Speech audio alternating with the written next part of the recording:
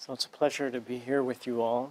Many, many thanks to Carl and Erika and Anita and Cynthia, who couldn't be here. It's such a beautiful book, and I think it resembles somewhat like a child, the beautiful parents that brought it into being. I think I'll just read straight from my chapter. In The Invention of Solitude, A Memory of Fatherhood, Auster notes that every story begins with the father. This piece begins by looking back to how a father's use of tools lends wisdom to notions of fixing and unfixing.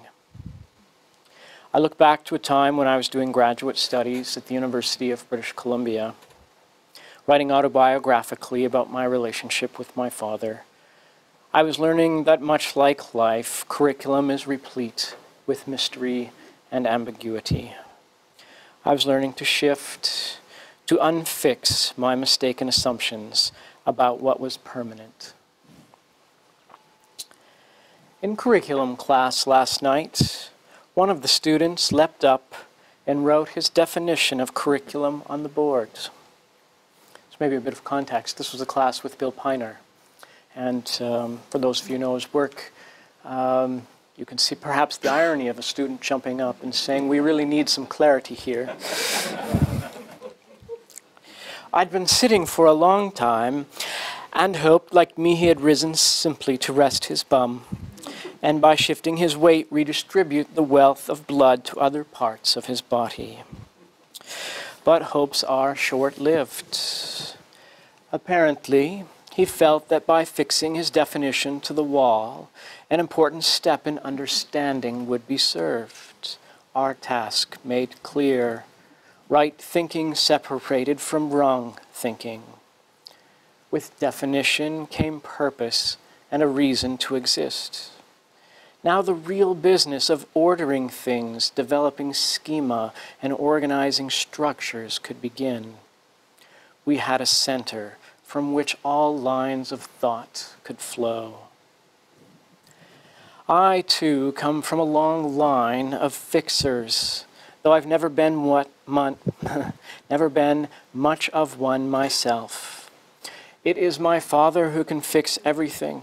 He built our house, then renovated the basement, then built a garage, and then a deck, and then started again with a new house. He could fix anything from cars to toilets, and the surest gift at Christmas was a tool purchased at Canadian Tire. There is a deep connection between this man and his tools. My brothers are just like him, so when we get together, the talk is always about what's wrong and what needs to be fixed. Always, forever fixing. So when the definition of curriculum was fixed right there in front of me, I felt somehow on familiar ground. That what was broken was now whole.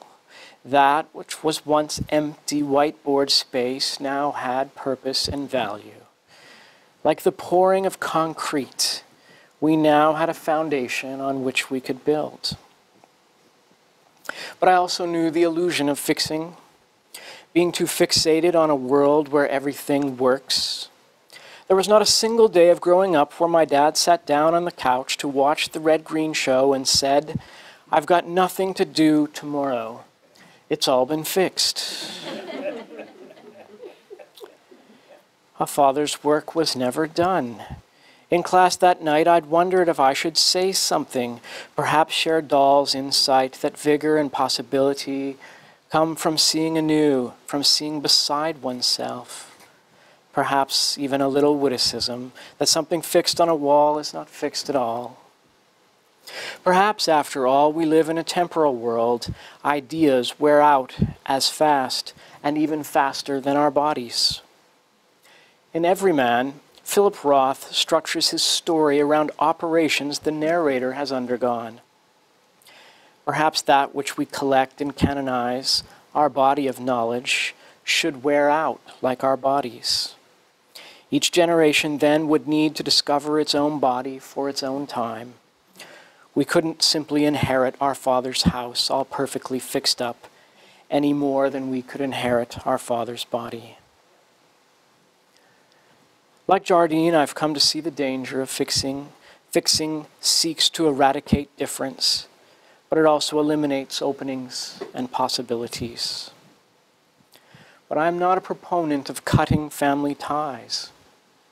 My father was a fixer. He was acting with his tools the same way early curriculum scholars like Tyler, Brunner, and Schwab were acting with their empirical and overly reductionist pens. And still one of my favorite activities when I return home, and my father's home,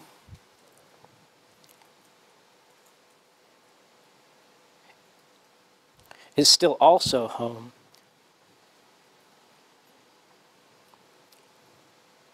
is to hold his tools, to gaze and admire what he has fixed and fixed again. There is incredible order there. His tools in toolboxes. Jardine says that children can bring about the transformation and renewal of the center. So I take a second look at my father's tools, each with its place, its purpose, and function. The sheer volume of it all, I am in this place of generosity. So,